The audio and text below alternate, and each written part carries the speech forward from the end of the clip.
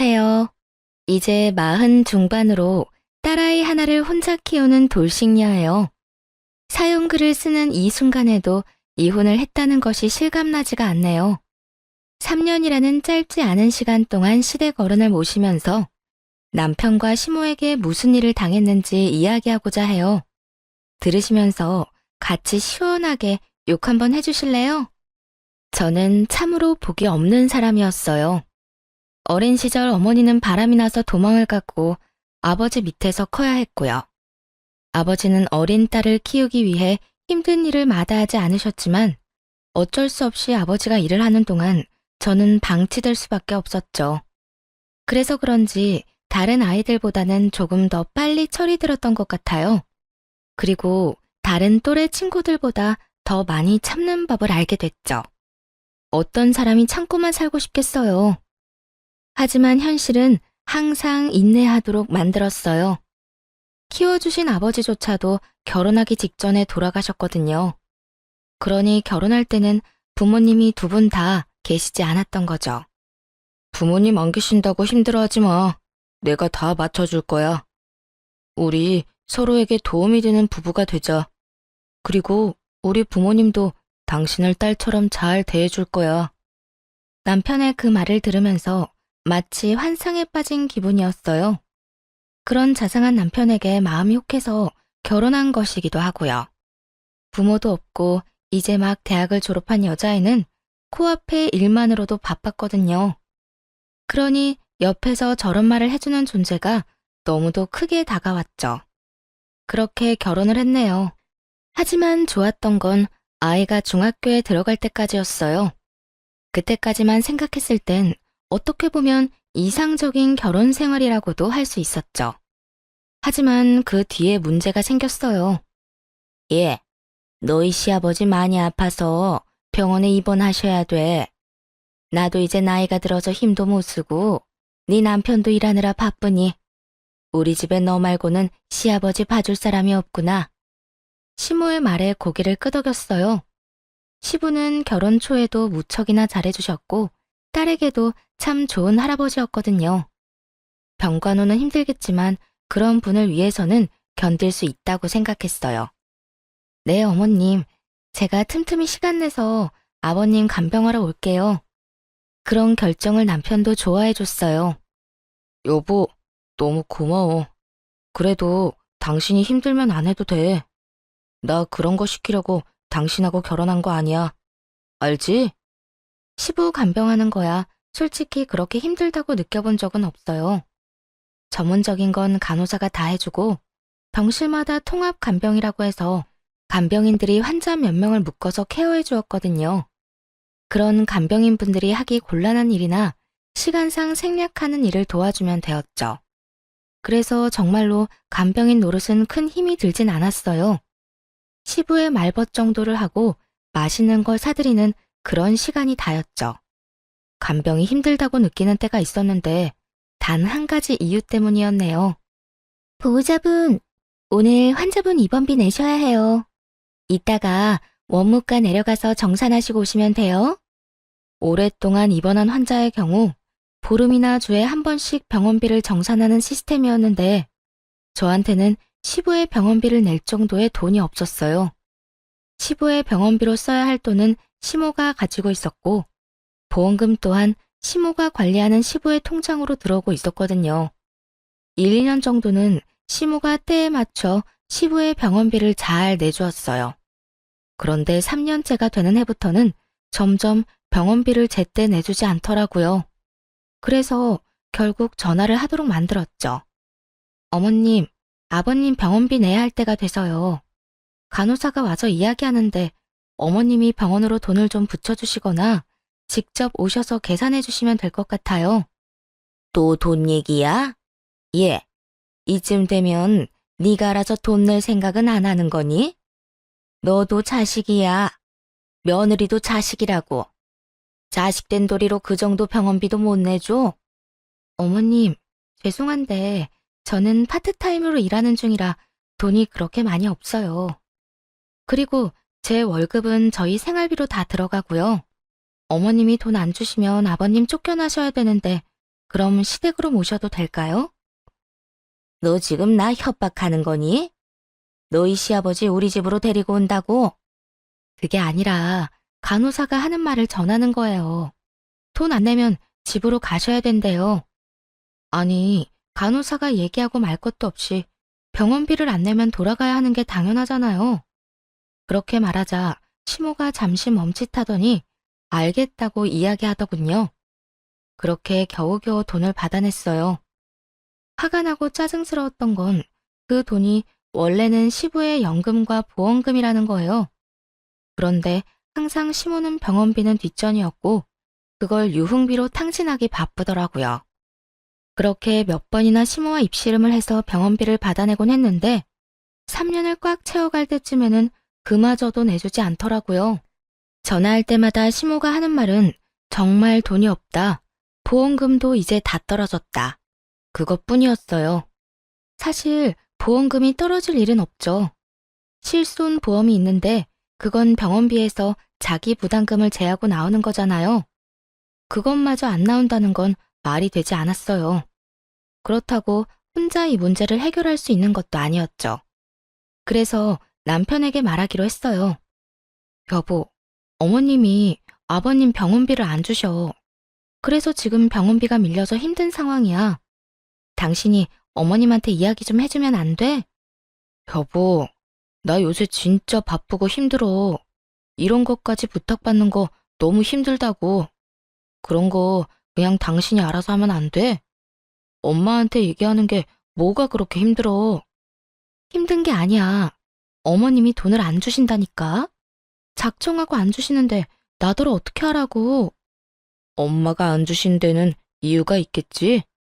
그걸 나한테 이야기하지 말고 엄마랑 얘기하라고. 남편과는 대화가 아예 통하지 않더군요. 남편은 시모에게 나름의 이유가 있어서 돈을 주지 않았다고만 생각하더라고요. 그런데 아무리 그렇다고 하더라도 시부의 돈을 가진 건 시모잖아요. 그러면 병원비는 당연히 시모의 주머니에서 나오는 게 맞고요.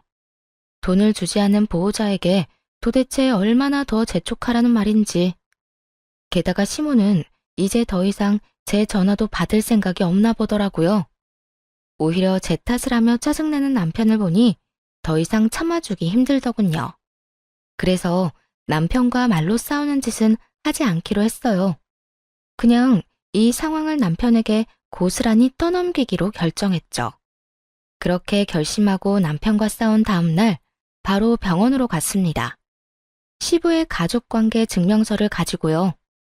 그리고 병원의 원무과의 주 보호자를 바꿔달라고 말했죠. 네, 여기 이 환자분 주 보호자가 지금 저로 되어 있는데 저는 며느리고요. 아들은 여기 있는 이 사람이거든요. 그러니까 주 보호자를 아들로 바꿔주시고 연락처도 그쪽으로 바꿔주세요. 앞으로 저희 남편이 아버님 상황에 대해서 다 책임질 예정이라서요. 원무과 직원은 아주 친절하게 그렇게 하겠다며 바꿔주었어요. 가족관계 증명서에 떡하니 아들이라고 나와 있으니 그 사람들도 다른 말할 거 없이 등록해줬죠. 그리고 애초에 시아버지가 처음 이 병원에 들어올 때 주 보호자가 남편이었거든요. 그때 기록이 있으니 그 사람들도 별말하지 않은 것 같더라고요. 그리고는 원무과 직원이 이렇게 이야기하더군요. 그런데 지금 그 환자분 2달치 입원비가 아직 미정산됐던데 혹시 확인하셨나요? 아, 그거 말인데요. 주 보호자인 아들한테 연락하시면 돼요. 저희 남편이 알아서 할 거예요. 원무과 직원은 알겠다며 웃으며 대답하더라고요. 그렇게 홀가분한 마음으로 시부 병실로 향했죠. 30분쯤 지났을까요? 남편의 전화번호로 전화가 계속 오더군요. 하지만 일부러 전화를 받지 않았어요. 뭐라고 할지 훤했죠. 시모와 이야기하라고 말할 게 뻔하잖아요. 한참이나 전화를 받지 않자 더 이상 연락하지 않더군요. 그런데 1시간 반쯤 뒤에 시부 병실 문이 벌컥 열리더니 남편이 들어왔어요. 당신, 잠깐 나 좀 봐. 나랑 이야기 좀 해. 무슨 이야기? 나 아버님 간병해야 돼서 지금 당장은 나가기 힘든데. 시부와 함께 있는 모습을 본 남편놈은 막무가내로 뭐라고 하진 않더군요. 하긴 자기 아버지 돌보는 마누라한테 그런 식으로 말할 수는 없었겠죠. 그럼 빨리 정리하고 나와봐. 그 말을 듣고도 최대한 늦적거리다가 시부에게 잠깐 나갔다 오겠다고 얘기하고 남편과 함께 밖으로 향했어요. 나가자마자 남편은 쌩 난리를 치더군요. 당신 미쳤어? 내가 할 일이 얼마나 많은데 왜 날 주 보호자로 넣어놨어? 내가 아버지 돈 갖고 있는 것도 아니잖아. 아버지 돈 갖고 있는 건 어머니인데 왜 나한테 이 난리야? 그래, 어머님이 아버님 돈 갖고 있는 거 나도 알아. 그런데 주 보호자는 당신이어야 마땅하잖아. 당신이 아버님 아들인데 피가 이어진 사람이 보호자지. 피도 안 이어진 내가 무슨 보호자야? 나 당신 아버님에 대해서 결정할 수 있는 권리라고는 아무것도 없어. 당신한테 권리가 없더라도 엄마한테 얘기해서 말하면 되잖아. 내 연락은 이제 더 이상 받지도 않는 어머님 말하는 거야? 어머님이 연락이 됐으면 내가 어머님한테 전화하지 당신한테 연락했겠어? 생각이라는 걸 좀 해. 내가 왜 당신한테 얘기했겠냐고. 아, 그건 내가 엄마한테 말해둘게. 당신 전화 무시하지 말라고. 그런데 2달 병원비가 도대체 얼만데 나한테 이러는 건데? 당신이 원무과 가서 직접 확인하고 와. 직접 돈 내주면 더 좋고. 남편놈은 원무과로 내려갔다가 사색이 돼서 병실로 올라오더군요. 금액이 자기 생각보다 상당했던 거죠. 시부의 치료에는 보험이 되지 않는 비급여 항목의 약이나 처방이 포함돼서 생각보다 입원비가 많이 나오는 편이었어요. 무슨 2달 입원비가 저렇게 비싸? 여태까지 저렇게 비싼 돈 낸 거야? 평균적인 병원비라고 생각하는데 사실 그것도 다 실손보험이랑 나오잖아. 근데 어머님이 그 돈을 안 주신다고. 이제 어머님한테 전화할 생각이 들어? 남편놈이 잠시 쳐다보더니 시모에게 전화를 걸기 시작하더군요. 시모는 제가 전화할 때와는 달리 바로 남편의 전화를 받더라고요. 엄마, 아버지 통장 나한테 줘요. 앞으로 내가 병원비 관리할 테니까. 뭐? 갑자기 네가 왜? 그건 내가 한다고 말했잖아. 엄마한테 맡겼는데 돈을 안 내니까 제가 맡겠다는 얘기죠. 허튼 생각하지 마시고 빨리 통장이나 가지고 이쪽으로 오세요. 지금 병원비 2달치 밀린 거 알고는 계세요? 아니 꼴랑 2달치 가지고 뭘 그렇게 굴어. 엄마는 이 통장 주고 나면 쓸 수 있는 통장도 없어. 어머니는 어머니 통장에 돈 받아 쓰시면 되잖아요. 연금 나오시는 것도 있을 거고요. 아버지 통장에 있는 돈은 아버지 병원비로 들어가야 되는 돈이에요. 시모는 남편의 말에도 통장을 가지고 올 생각을 하지 않더군요. 그때 눈치챘죠. 그 통장에는 더 이상 돈이 없을 거라는 걸요. 있다면 지금 당장 달려와서 갖다 줘도 모자를 판인데 돈이 없으니 이야기에 초점을 흐리며 계속 못 주겠다고만 하는 거겠죠. 결국 그런 시모의 행동에 남편놈은 시댁으로 찾아가서는 시모에게 거의 강탈하듯 카드를 가지고 왔어요. 그리고 ATM기에 카드를 넣어 잔액을 확인하고는 화가 나서 펄펄 뛰더군요. 시부가 모아둔 예금이 몇 천만 원 정도 있었는데 아예 흔적도 없이 사라졌더라고요. 그 통장 안에는 몇십만 원 뿐이었고요. 남편은 열이 받아서는 집에 오자마자 시모에게 전화를 하고 난리가 났죠. 엄마, 진짜 미쳤어? 아빠가 모아놨던 그 돈들은 다 어디 간 거야? 아, 진짜 어떻게 이럴 수 있어. 지금 2달치 병원비도 밀렸는데 그 돈은 무슨 돈으로 낼 건데? 그거 너희 아빠 보험 받아서 내면 되지. 벌써 저번 달 거는 받아갔다면서요. 저번 달 실비보험 받아가서 지금 이번 달 것밖에 청구도 못 하는데 올랑 그거 가지고는 2달치 다 못 낸다고요. 남편놈은 화가 나는지 머리를 벅벅 긁으며 시모에게 고함을 쳤어요. 엄마는 도대체 아버지 아프고 제대로 하는 게 뭐예요? 이런 식이면 나 엄마 못 모셔요. 일단 통장은 제가 가지고 있을 테니 엄마는 사고 치지 말고 얌전히 계세요. 어디 싸돌아다니면서 돈이나 축 내지 마시고. 웬걸요. 아들에게 혼나고 얌전하게 있을 줄 알았던 시모는 얼마 지나지 않아 다시 밖으로 나돌아다니기 시작했어요. 예쁘게 치장까지 하고 시부의 다른 신용카드를 들고 말이죠. 그래도 이번에는 직접적으로 시부의 병원비에 영향을 주는 건 아니었기에 그러려니 했어요. 하지만 시모는 이내 넘지 말아야 할 선까지 넘더군요. 온 동네에 소문이 파다하게 났더라고요. 시모가 아픈 시부 놔두고 다른 남자랑 바람을 핀다는 소문이요. 그 소문은 진위를 확인할 필요도 없을 만큼 증인과 증거가 충분했고요. 시부가 아픈 지 4년째 되던 해였는데 진실을 알고 나서도 시부에게는 차마 알리지 못하겠더군요. 하지만 그땐 몰랐죠. 정작 시부는 모든 것을 눈치채고 있었다는 걸요. 그런데 더 열받는 건 또 다른 이유가 있었어요. 시모가 저런 상황이면 남편이라도 자주 와서 시부에게 얼굴도 보여주고 말동무도 해주면 좋은데 남편마저도 시부 병문안을 안 오더군요. 죽어가는 처지에 아내와 아들이 오지 않아 서글픈 시부를 달래는 것은 언제나 저의 몫이었어요. 아버님, 다들 바쁜가 봐요. 저랑만 계시는 게 서운하신 건 아니시죠? 일부러 농담 삼아 그런 말을 건네곤 했죠. 이렇게 긴 시간 동안 시부의 수발을 들 수 있었던 건 결혼할 때 보여준 시부의 마음 때문이었어요. 결혼 당시 하나 남은 부모님마저 잃고는 집이 무척 어려웠거든요. 그때 도움을 준 사람이 시부였고요. 경제적인 도움도 그렇지만 시부는 정신적으로도 많은 지탱이 되어주셨죠. 그래서 솔직히 은혜를 갚는다는 생각으로 간병하는 마음이 컸네요. 간병하는 만큼 병이 낫는다면 좋겠지만 오히려 시부의 병은 더욱 나빠지기만 했어요. 그렇게 시간은 훌쩍 흘러 11월이 되었죠. 여보, 다음 주 금요일에 아버님 항암 치료 있는 거 알지? 그거 잊지 말고 당신이 다녀와줘. 갑자기 왜? 나 바빠. 당신이 여태껏 잘하다가 왜 갑자기? 남편 놈의 말에 벌써 상처받고 말았어요. 그날은 친정 아버지 기일이었거든요.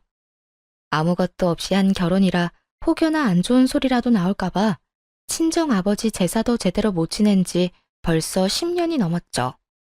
그렇다고는 해도 마누라 하나뿐인 가족 기일을 잊고 있었다는 게 서운하지 않을 리가 없잖아요.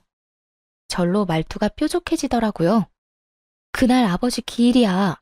납골당 다녀올 건데 같이 갈 거야? 기일이라고 말하자마자 남편 놈이 금세 입을 꾹 다물더군요. 하긴 입이 10개라도 할 말이 없었겠죠. 마누라한테 자기 아버지 챙기라고 하면 그것만큼 나쁜 놈도 없을 테니까요. 그날은 좀 바쁜데? 그러면 어머님한테 부탁이라도 하던지.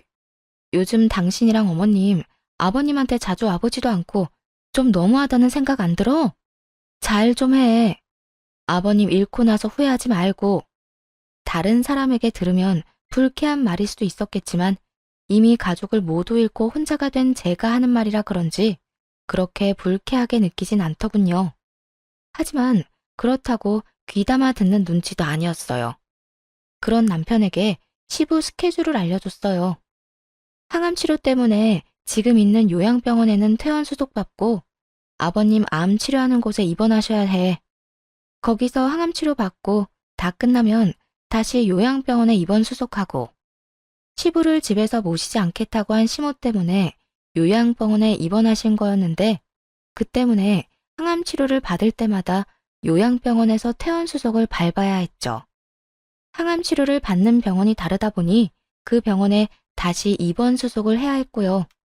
그렇게 치료를 받을 때마다 퇴원 수속이며 입원 수속을 몇 번씩 해야 하는 번거로운 상황이 된 거예요. 이래저래 복잡하고 귀찮은 상황이긴 했어요. 남편은 알겠다며 자기가 그날 바쁘면 시모를 부르겠다고 하더군요. 그렇게 오랜만에 바깥바람을 쐬며 납골당이 있는 외곽으로 향했죠. 납골당을 들러 조용히 시간을 보내고 있는데 갑작스레 전화가 울리더군요.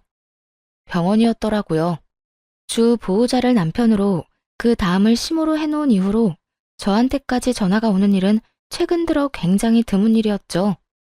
무슨 일이 생긴 건 아닌가 싶어 떨리는 마음으로 전화를 받았는데 그러더군요. 보호자분, 오늘 항암 일정 있다고 퇴원 수속하신다고 했는데 아무도 오시지 않아서요. 혹시 일정 변경됐나요? 네? 저희 남편이랑 시어머님 두 분 중에 아무도 안 왔어요. 소스라치게 놀라서 반문했죠. 너무 놀란 마음에 전화를 끊자마자 최대한 빠르게 병원으로 향했어요. 차 안에서 시모에게 전화를 시도했더니 안 받더라고요. 그래서 시모와 가까운 지인한테 전화해서 시모가 어딘지 물어봐달라고 했어요. 제가 전화했다고는 말하지 말아달라고 덧붙였죠. 그분에게 듣기로는 어떤 남자랑 바닷가로 1박 2일 여행을 갔다고 했다더군요. 같이 갔다는 사람은 누군지 듣지 않아도 알겠더라고요. 한숨을 푹 쉬며 남편에게 전화했는데 남편 쪽은 아예 먹통이었어요. 딸에게 연락해볼까 하다가 기숙학교에 들어간 딸이 뭘 알 리도 없고 괜히 아이에게 부모 사정만 들추는 것 같아 연락하지 않았네요. 결국 부랴부랴 병원에 도착해서 시부를 모시고 치료에다 뒤치다꺼리까지 다 했죠. 불시에 불려온 터라 평소보다 정신적으로 많이 지쳐버렸네요. 그렇게 간신히 집으로 돌아와 숨을 돌리는데 벨이 울리고는 등기를 하나 주고 가더군요. 법원에서 나온 등기였어요. 남편 앞으로였는데 혹시 큰 사건이라도 휘말린 건가 싶어 두근거렸죠. 그런데 열어봤더니 탄간남 위자료 소장이더군요. 남편 놈은 제게 시부 수발을 맡겨두고 바람이 난 거였죠. 장인 기일 잊어버린 것도 화가 나서 미칠 것 같은데 이번에는 탄간남 촉장이라니 순간 모든 것이 무너지는 기분이었네요. 곧 상실감이 온몸을 덮쳤죠. 그리고 그 상실감은 이내 분노로 변했습니다. 그날 남편이 돌아오길 종일 기다렸는데 결국 남편은 오지 않았어요. 직감했죠. 상간녀와 1박을 하고 있을 것이라고 짐작했네요. 시모가 외도를 하고 있듯이 말이죠. 남편 놈보다 시모와 먼저 연락이 됐고 곧바로 따져 물었어요. 어머님, 아범한테 이야기 못 들으셨어요? 아버님, 오늘 항암치료 일정 있다고요. 듣긴 들었다만 그건 원래 네 일이지 않니? 왜 나한테 이러는지 모르겠구나. 모르다뇨. 어머님 남편이잖아요. 진짜 보호자. 며느리한테 수발 들도록 맡겨두고 어머님은 도대체 뭐하고 다니시는 거예요? 내가 뭘 하든 네가 무슨 상관이야? 어차피 네 시아버지 죽으면 우리는 남남이야. 지 남편 제대로 간수도 못하는 년이 남의 집 사정에 간섭은 왜 해? 네 앞가름이나 잘해. 네 남편 놈이 너 아버지 수발 들게 할 생각으로 이혼 안 한 거 모르지? 거기까지 들으니 도리어 분노마저 사라지고 차가워지는 기분이더라고요. 시모도 남편 놈이 바람 피우는 걸 알고 있었고 남편 놈도 시모에게 바람 피우면서도 이혼하지 않는 이유를 설명해줬다는 뜻이잖아요. 알고도 시부의 병간호를 모두 떠맡긴 것이 용서가 안 됐고 그저 어떻게든 저를 이용해온 두 사람을 용서하고 싶은 마음도 없었어요. 다음 날 이른 아침, 항상 그랬듯 시부의 병원으로 향했어요. 침울한 얼굴이었는지 시부가 걱정하며 묻더군요. 아가, 왜 그렇게 얼굴색이 안 좋아? 무슨 일 있는 거야? 그게, 아버님, 그 사람이 바람을 피워요. 시부의 따스한 한마디에 저도 모르게 눈물이 나며 하소연했어요. 친정아버지 기일에 같이 가자고 했다가 거절당한 뒤로는 같이 가자고 말하지도 못했는데 억지로라도 데리고 다닐 걸 그랬나 봐요. 어떻게 그 인간이 저를 두고 바람을 피워요? 시부는 그저 하소연을 들어주기만 하셨죠.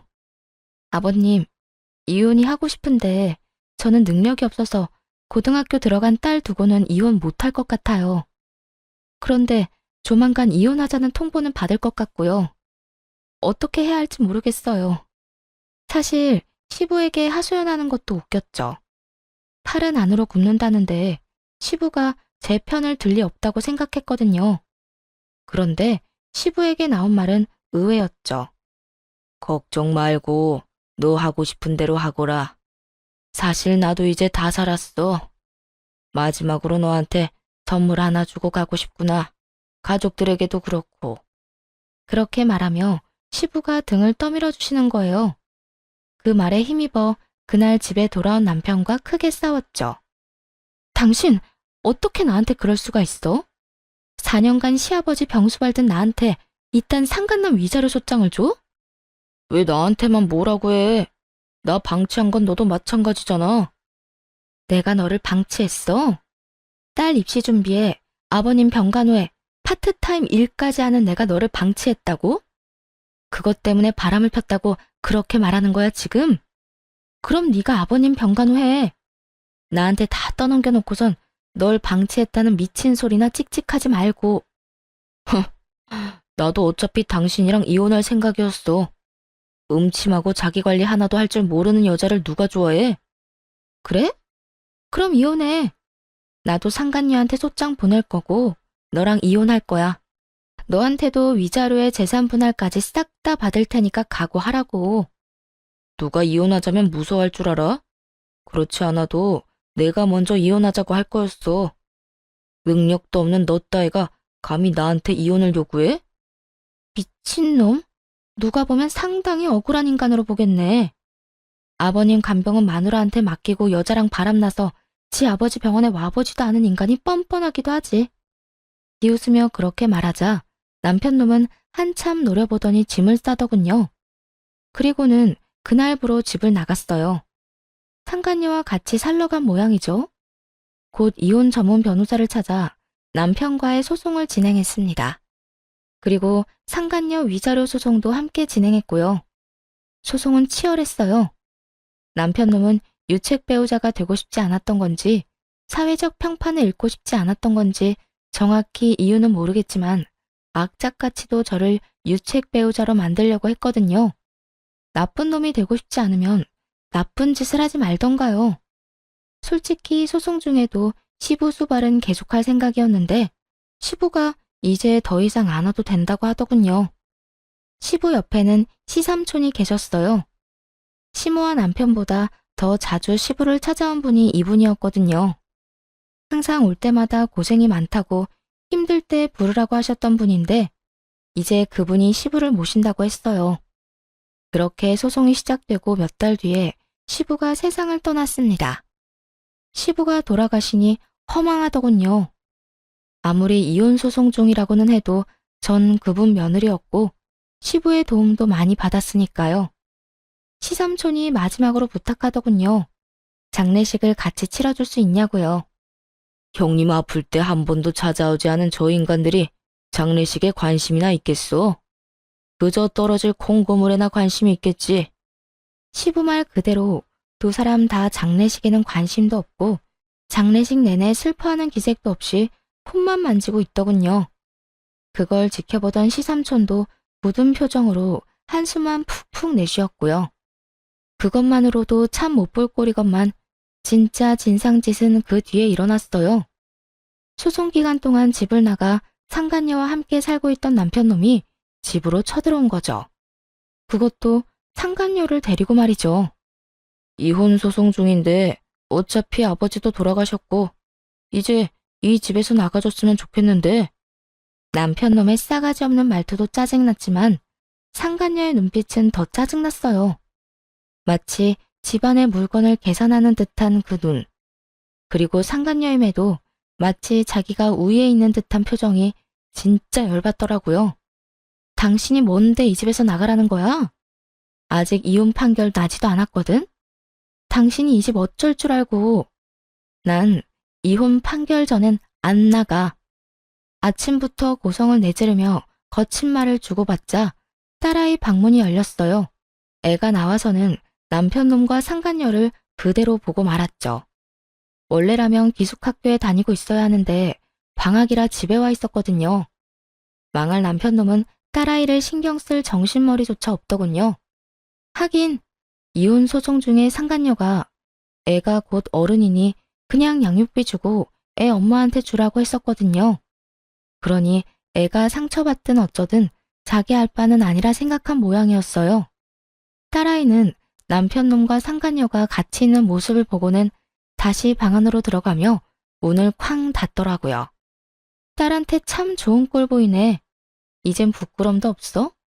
이 집에서 나가라는 건 네 자식도 내쫓는다는 거지? 딸은 곧 기숙학교 들어가잖아. 곧이지. 지금은 아니잖아. 정말 바닥을 보이는구나. 좋아.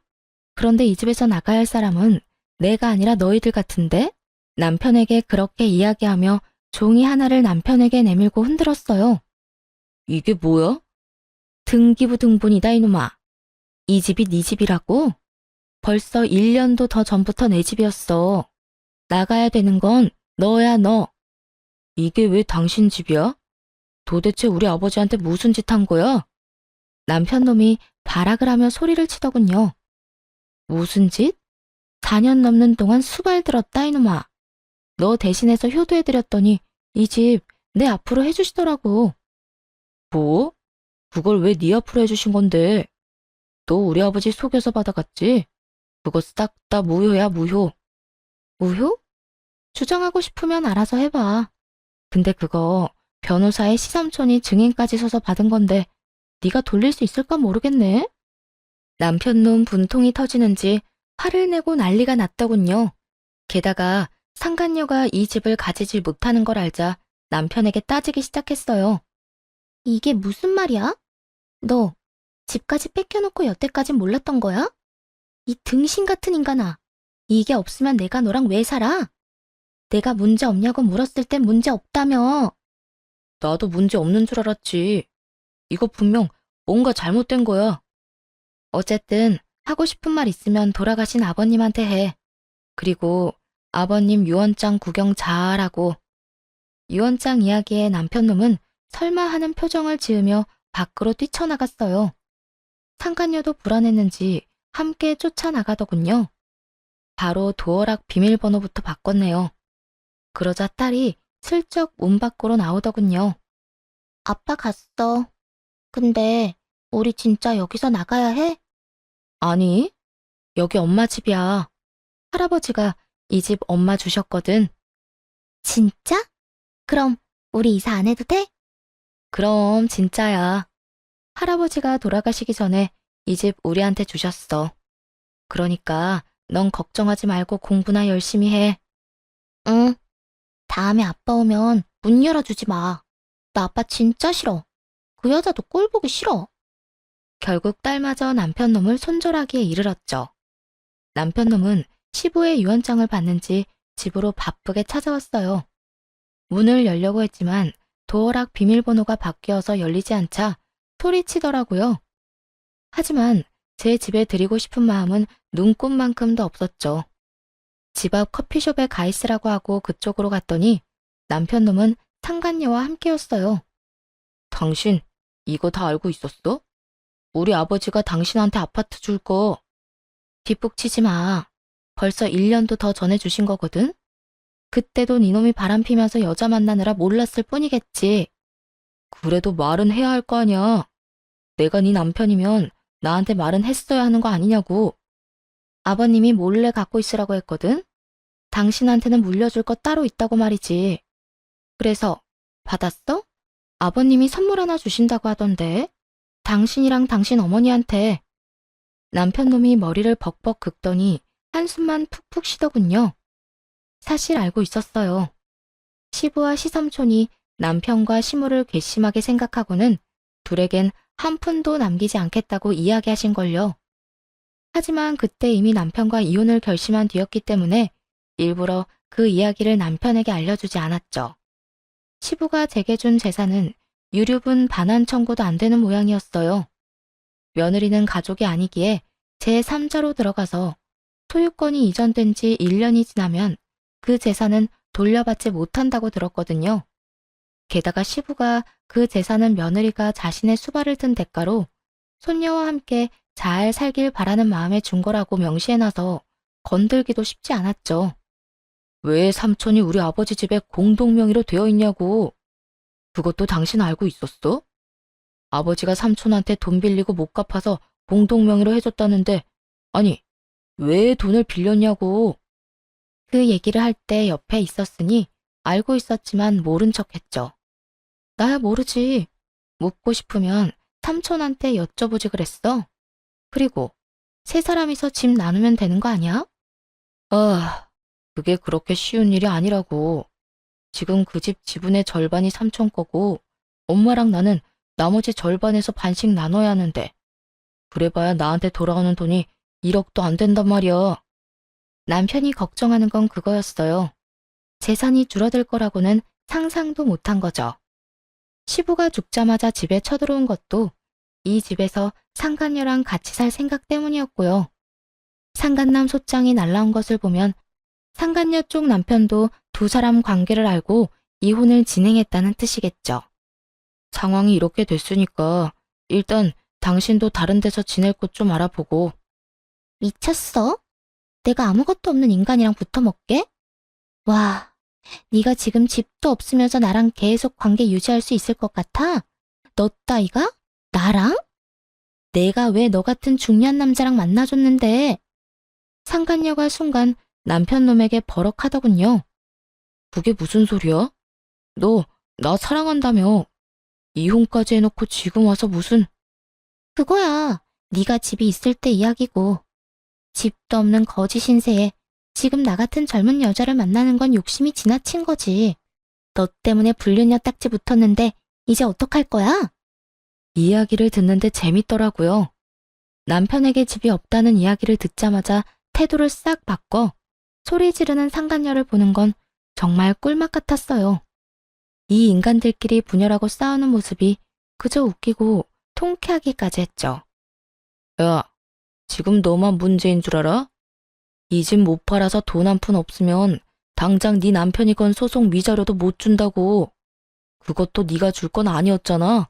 그거야. 당연히 네가 내야 하는 거지. 나랑 바람 피면서 그 정도도 생각 못했어?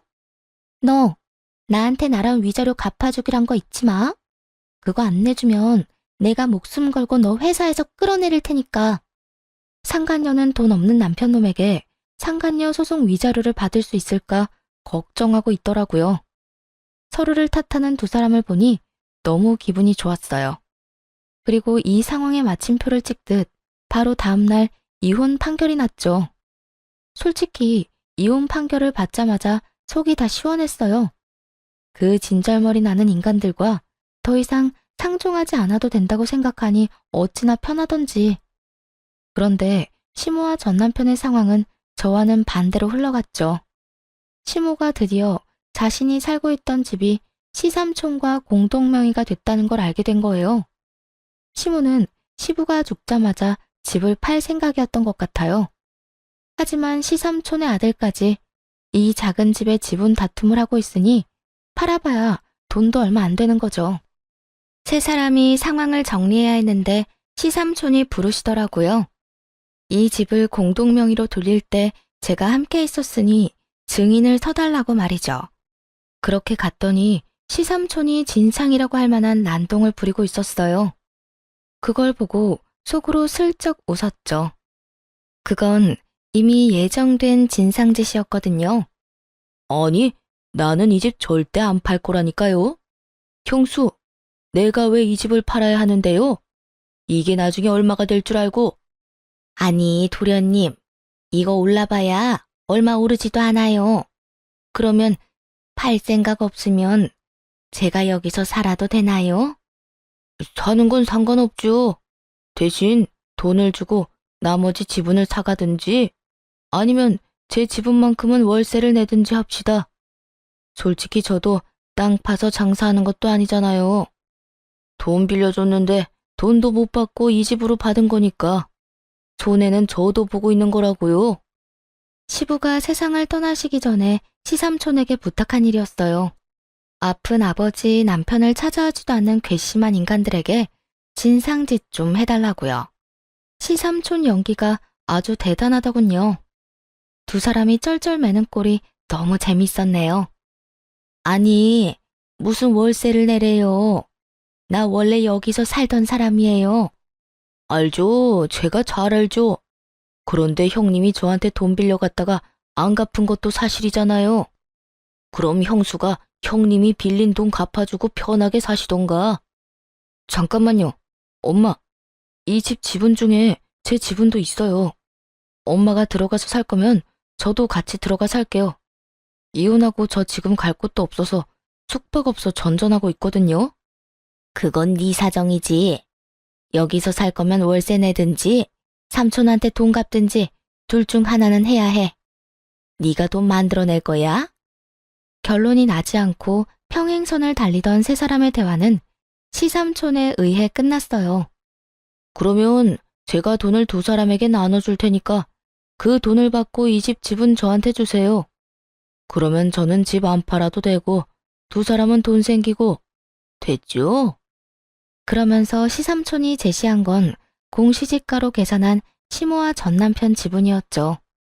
너무 적다며 난리치는 두 사람에게 시삼촌은 이게 싫으면 시부가 빌려간 돈을 모조리 갚으라고 했고요. 둘이서 1억을 만드는 건 못하겠다 싶었나 봐요. 돈을 덜 받더라도 시삼촌에게 그 집의 소유권을 넘기고 지분에 따른 돈을 받는 것에 만족하기로 한 거죠.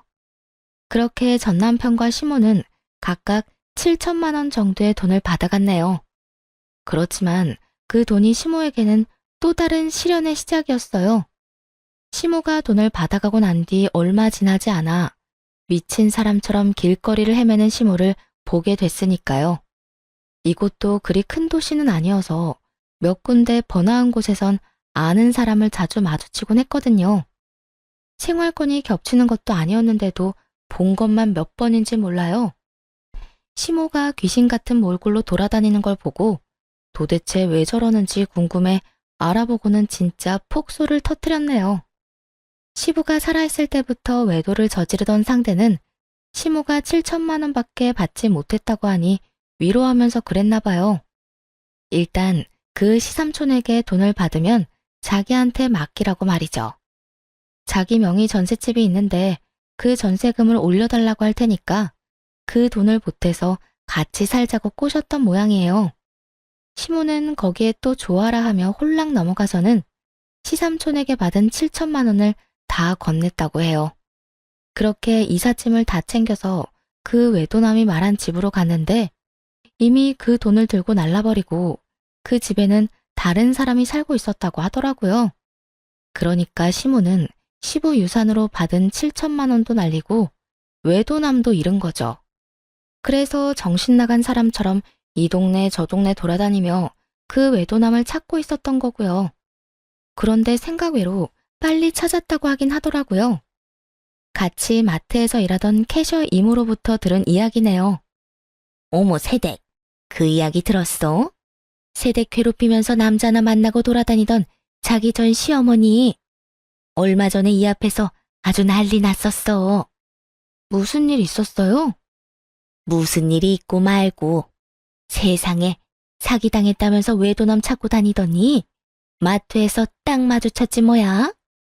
세댁 시어머니가 돈 다 어쨌냐고 따지니까 남자가 이미 다 쓰고 없다고. 이제 와서 그 돈 왜 찾냐면서 오히려 당당하더라. 참, 자기랑 똑같은 인간하고 만나서는 결국 신세 망친 전 시모 소식을 들으며 피식 웃음이 나더군요. 그 외도남, 세댁 시어머니보다는 좀 많이 어려 보이던데 말은 아주 매섭게 하더라고. 뭐라고 했더라? 늙은 할망구 돈 좀 있어 보여서 만나줬는데 쥐뿔도 없는 맹탕이었다고 비꼬면서 그 돈 젊은 남자 데리고 논 위자료라고 생각하라고 쏘아붙이더라고. 막 그렇게 이야기하는데 둘이서 멱살을 잡고 아주 난리가 났었어. 시부 죽고 나면 남남이라며 막말하던 시모가 결국 상간남에게 버림받은 걸 보니 어찌나 속이 후련하던지요. 이제 미련이라고는 눈꼽만큼도 없이 다 사그라들었죠. 그렇게 며칠 지나고 집으로 전 남편 놈이 찾아왔어요. 애를 보러 왔다는 핑계로 찾아와서는 애한테 개소리를 짓거리더군요. 딸도 엄마랑 아빠랑 이혼한 거 참 힘들지? 예민한 시기에 엄마 아빠가 너 힘들게 해서 미안해. 그래서 말인데 엄마랑 아빠랑 다시 잘 만날 수 있도록 우리 딸이 도와주면 안 될까? 이딴 소리나 하는 걸 보니 아직도 정신을 못 차렸다 싶었어요. 아빠, 미안한데 아빠가 화장 떡칠한 젊은 아줌마 데려와서 우리더러 나가라고 했을 때 나는 아빠한테 정 다 떨어졌어. 솔직하게 말하면 더럽고 불쾌해. 아빠가 다른 여자 만나는 거 내 눈으로 직접 봤고, 난 아빠랑 같이 살고 싶은 마음 전혀 없어. 결국 딸의 혹독한 소리에 전 남편 놈은 대화를 더 이상 이어가지 못했고 곧 타깃을 바꿨는지 저에게 치근거리기 시작했어요. 여보, 내가 정말로 잘못했어. 딸한테도 100번, 1000번 내가 잘못했고 나 정말 당신이 얼마나 소중한 존재인지 알게 됐어. 그 미친 여자가 날 어떤 꼴로 만들었는지 당신도 알면 진짜 놀라 기절할지도 몰라.